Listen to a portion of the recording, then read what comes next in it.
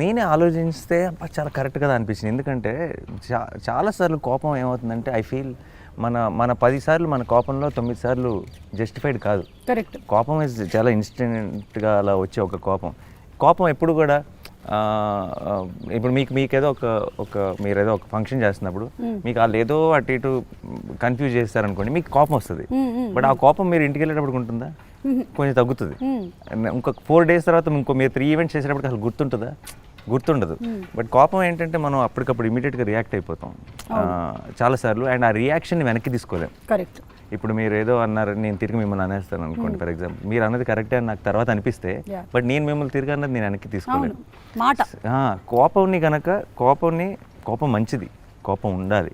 కానీ కోపంని అనలైజ్ చేసుకోగలిగే టైం ఉంటే ఆ కోపం చాలా చాలా పర్పస్ఫుల్గా మారుతుంది. సో ఎప్పుడైతే కోపానికి ఒక రోజే పెట్టుకున్నాడో ఆలోచించుకునే టైం వచ్చింది, ఏది నిజమైన కోపం, ఏది నిజమైన కోపం కాదు అని.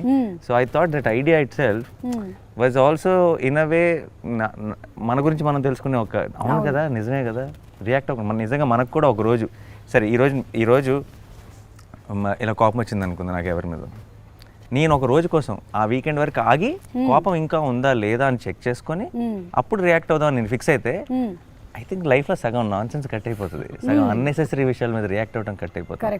అండ్ ఇంత మంచి ఫిలాసఫీ ఉంది. బట్ దాన్ని పెట్టుకొని ఒక మంచి ఎంటర్టైనర్ విత్ అబ్సల్యూట్ యాక్షన్ని డిజైన్ చేసినప్పుడు it was very very exciting.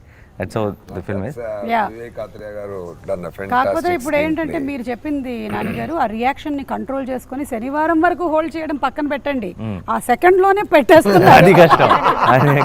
Correct అది కష్టం. అసలు మనం ఎలాంటి ప్రపంచంలో బతుకుతున్నాం ఇప్పుడు అంటే ఇన్స్టెంట్ గా అన్ని రియాక్షన్స్ మనం చేసేసి ఒక్కోసారి అరే ఎందుకు పెట్టాం మనం ఇది అని తర్వాత ఫీల్ అవుతాం. కానీ మళ్ళీ అది బయట చెప్పుకోవడానికి నామోషిగా కూడా ఉంటుంది. అవన్నీ వాళ్ళు కూడా ఉంటారు ఎప్పటికీ.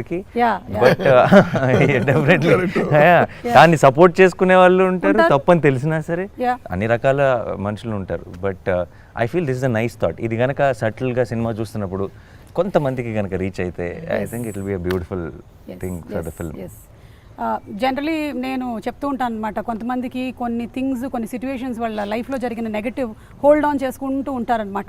నాకు గుర్తొస్తూనే ఉంది అంటే ఒక టైం పెట్టుకో, ఈ ½ రోజులో దాన్నే గుర్తుపెట్టుకో, ఇంకా వేరే పని ఏం చేయక అసలు ఓన్లీ 5 to 5:30 ఇదే రాసు, నన్ను వాడు అలా చేశాడు 5:30 అవగానే నువ్వు మళ్ళీ వదిలేసేయాలన్నమాట అది అని. సో విచ్ ఇస్ వెరీ నాకు ప్రాబ్లం యాక్చువల్లీ రివర్స్. నాకు బయట నా బిగ్గెస్ట్ ప్రాబ్లం ఏంటంటే ఎప్పుడైనా నాకు చాలా రేర్గా వస్తుంది కోపం వచ్చినప్పుడు ఈ కోపం ఉంచుకోవాలి అనుకుంటాను, పోద్ది. అవునా? పోయిందని డిసప్పాయింట్ అవుతా. కోపం పోయిందేంటి, what do I do with this, I want to hold on to it because నాకు చాలా కోపం వస్తుంది. అంటే నాకు కోపం వచ్చిందంటేనే అది ఏదో చాలా పెద్ద ఎవరో ఏదో తప్పు చేశారని అర్థం.